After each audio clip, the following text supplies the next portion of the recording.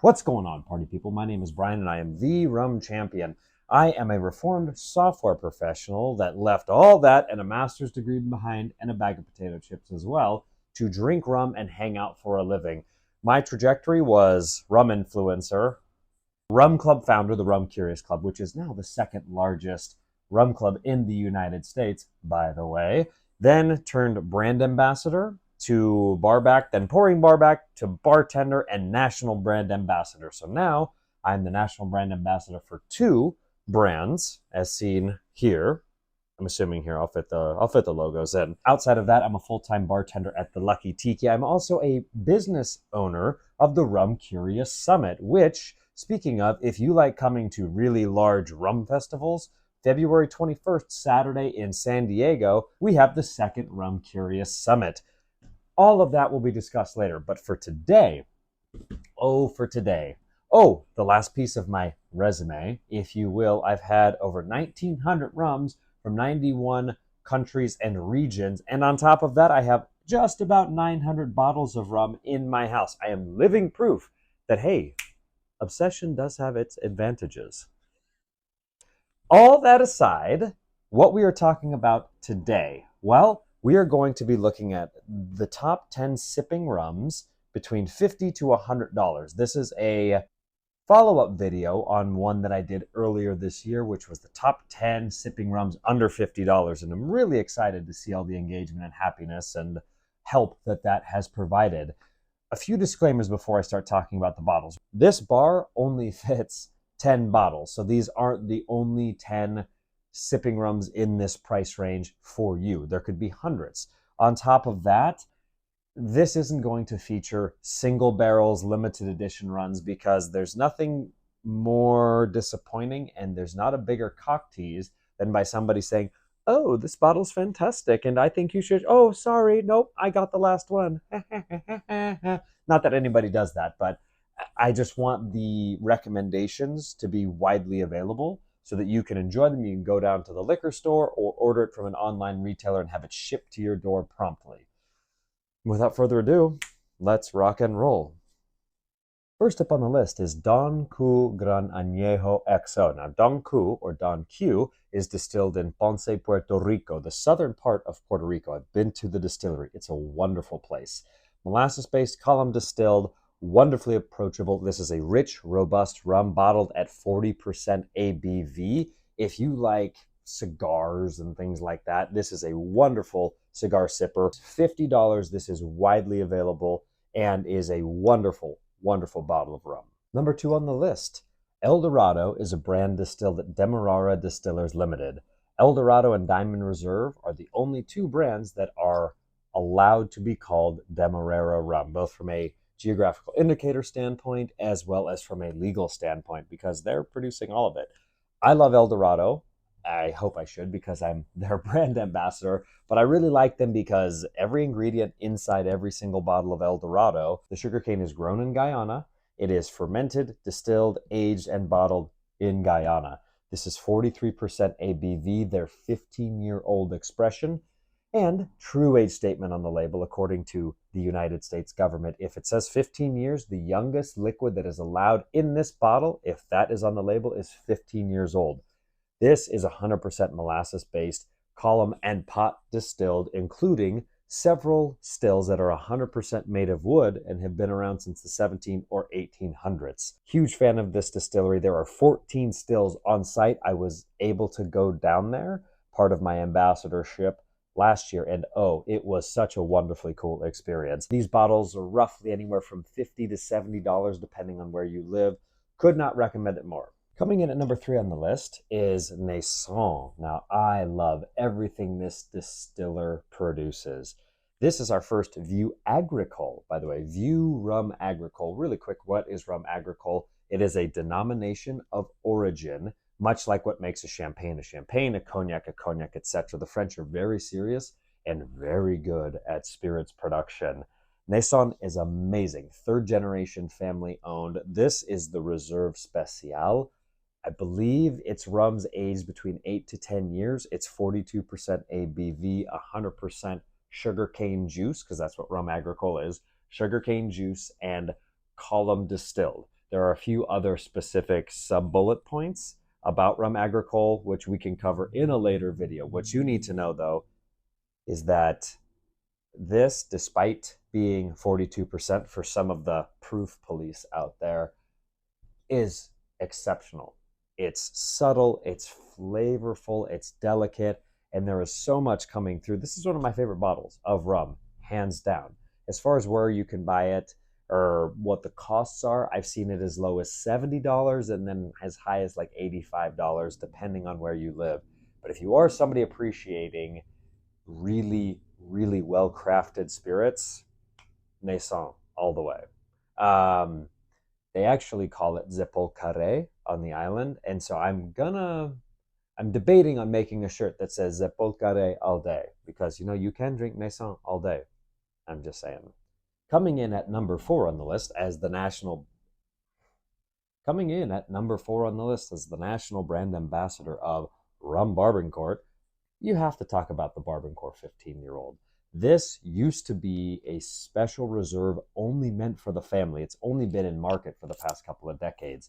I love Barbancourt, obviously, but I love them because it's 5th generation family owned, and the likelihood of it staying a business of any kind, staying in the family for 5 generations is, I think, 3 in 10,000 or something crazy like that.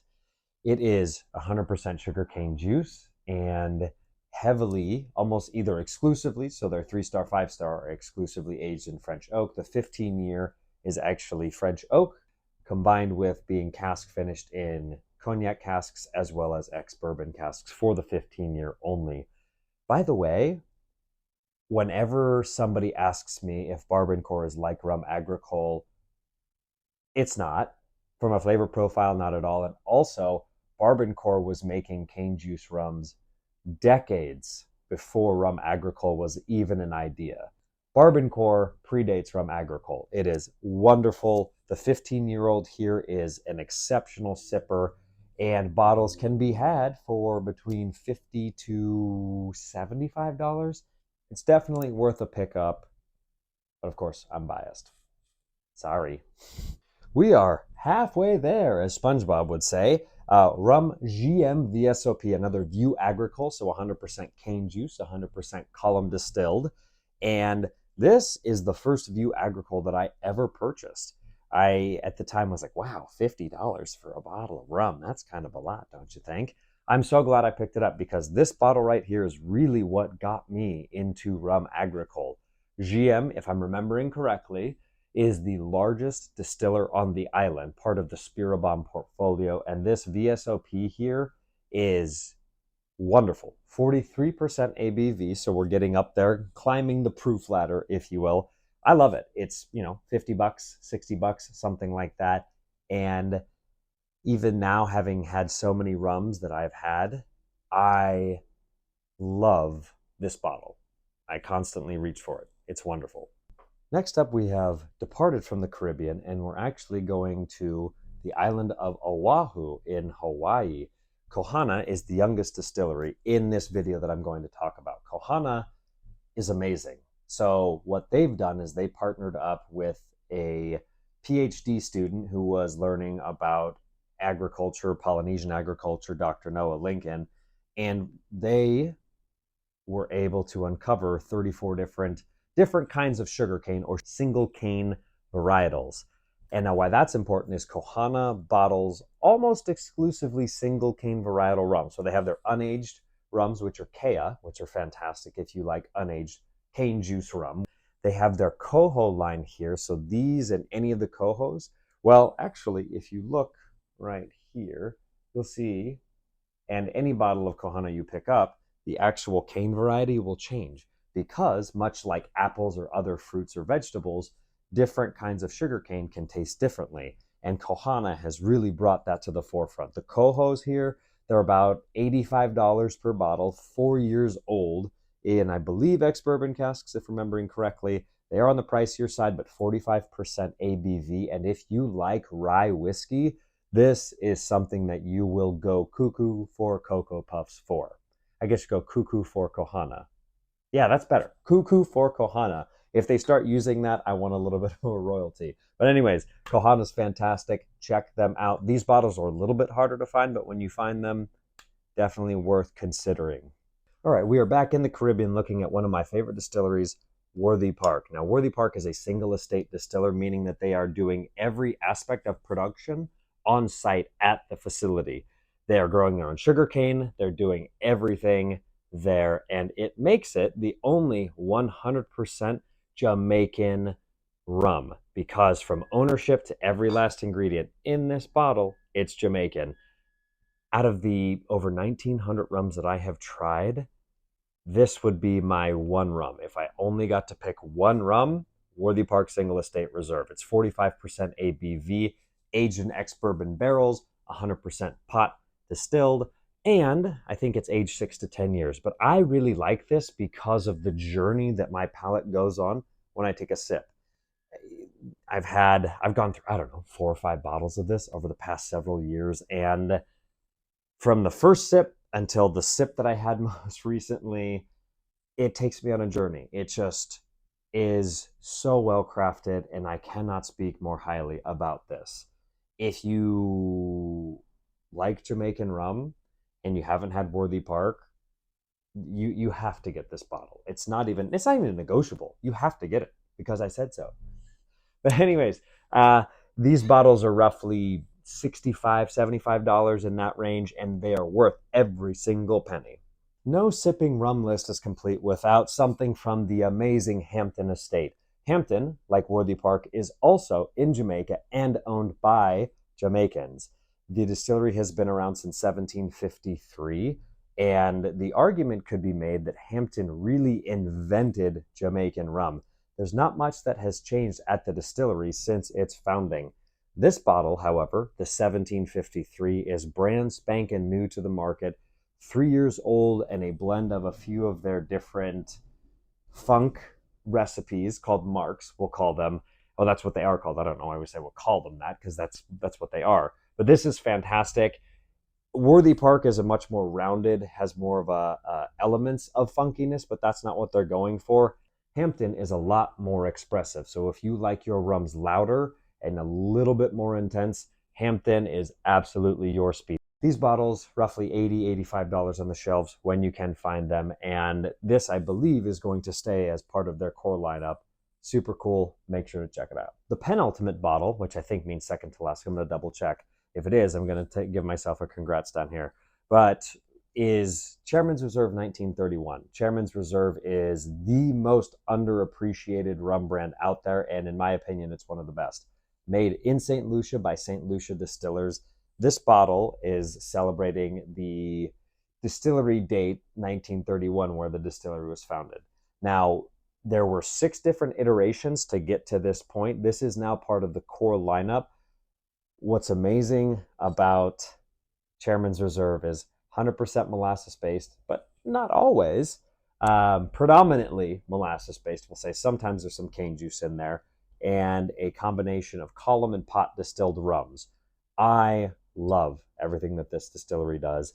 This 46% ABV, much like the Hampton 1753 46%, is rich, it's robust. If you enjoy sipping on a good whiskey, this is absolutely something that will be your speed and be able to get you to get the light bulb to go, oh wow, this is what rum can taste like.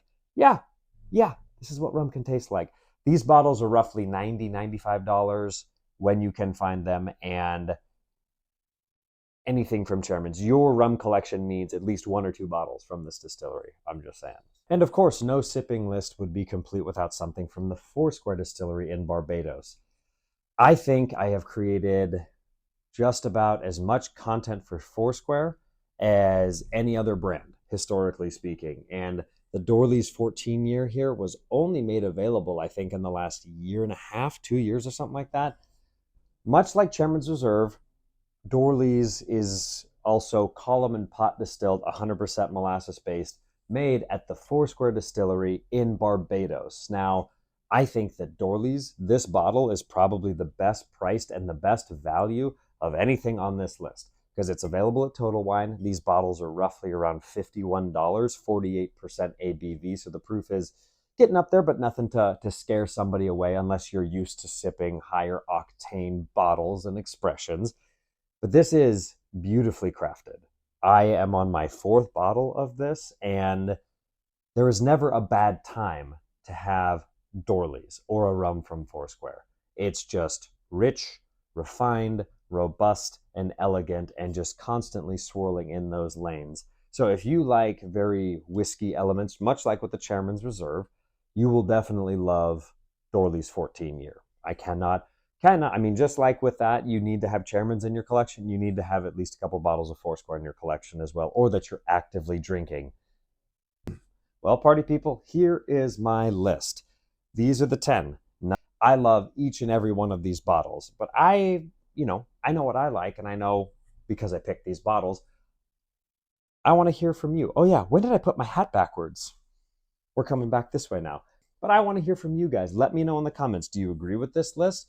What bottles would you put in? What bottles would you take out? And I need to know. Also, if you like this as much as you liked the top 10 sipping rums under $50, do you want me to focus on bottles that are maybe $100 to $200? And then we can go up of that chain. Please do let me know. Before we wrap this thing up, though, I'm going to condense these 10 down into 3 that, in my humble opinion, you need to add. They're non-negotiables. I know I already mentioned a couple of them, but we're going to narrow down to just 3 and go from there. So here we are, party people. These are the 3. It should be no surprise that it's Worthy Park Single Estate Reserve, Nason Reserve Spécial, and Dorley's 14 year.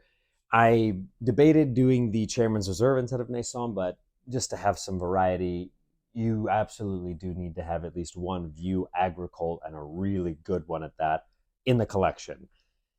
These are the 3, as mentioned.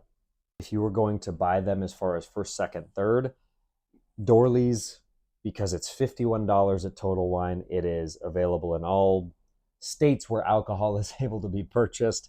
This is far and away number 1. I would say number 2 is Worthy Park Single Estate Reserve.